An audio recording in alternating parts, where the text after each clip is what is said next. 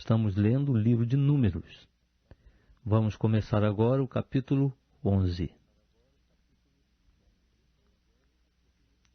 Depois o povo tornou-se queixoso, falando que era mal aos ouvidos do Senhor. E quando o Senhor o ouviu, acendeu-se a sua ira. O fogo do Senhor irrompeu entre eles e devorou as extremidades do arraial. Então o povo clamou a Moisés, e Moisés orou ao Senhor, e o fogo se apagou. Pelo que se chamou aquele lugar Tabera, porquanto o fogo do Senhor se acendera entre eles. Ora, o vulgo que estava no meio deles veio a ter grande desejo, pelo que os filhos de Israel também tornaram a chorar e disseram: Quem nos dará carne a comer? Lembramo-nos dos peixes que no Egito comíamos de graça, e dos pepinos, dos melões, dos porros, das cebolas e dos alhos. Mas agora a nossa alma se seca. Coisa nenhuma há senão este maná diante dos nossos olhos. E era o maná como a semente do coentro, e a sua aparência como a aparência do bidélio. O povo espalhava-se e o colhia, e triturando-o em moinhos, ou pisando-o num grau, em panelas o cozia, e dele fazia bolos, e o seu sabor era como o sabor de azeite fresco. E quando o orvalho descia de noite sobre o arraial, sobre ele descia também o maná. Então Moisés ouviu chorar o povo, todas as suas famílias, cada qual à porta da sua tenda. E a ira do Senhor grandemente se acendeu, e aquilo pareceu mal aos olhos de Moisés. Disse, pois, Moisés ao Senhor: Por que fizeste mal ao teu servo? E por que não achei graça aos teus olhos, pois que puseste sobre mim o peso de todo este povo? Concebi eu porventura todo este povo? Dei-o à luz para que me dissesses: leva-o ao teu colo, como a ama leva a criança de peito, para a terra que com juramento prometeste a seus pais? Donde teria eu carne para dar a todo este povo? Porquanto choram diante de mim, dizendo: dá-nos carne a comer. Eu só não posso levar a todo este povo, porque me é pesado demais. Se tu me has de tratar assim, mata-me, peço-te. Se tenho achado graça aos teus olhos, e não me deixes ver a minha miséria. Disse então o Senhor a Moisés: Ajunta-me 70 homens dos anciãos de Israel, que sabes serem os anciãos do povo, e seus oficiais, e os trarás perante a tenda da revelação para que estejam ali contigo. Então descerei e ali falarei contigo, e tirarei do espírito que está sobre ti, e o porei sobre eles, e contigo levarão eles o peso do povo, para que tu não o leves só. E dirás ao povo: santificai-vos para amanhã, e comereis carne, porquanto chorastes aos ouvidos do Senhor, dizendo: quem nos dará carne a comer? Pois bem nos ia no Egito, pelo que o Senhor vos dará carne e comereis.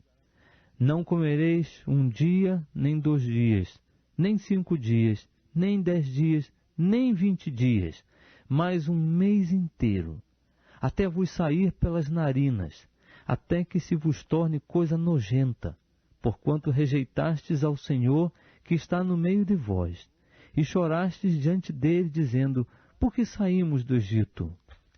Respondeu Moisés: 600.000 homens de pé é este povo no meio do qual estou.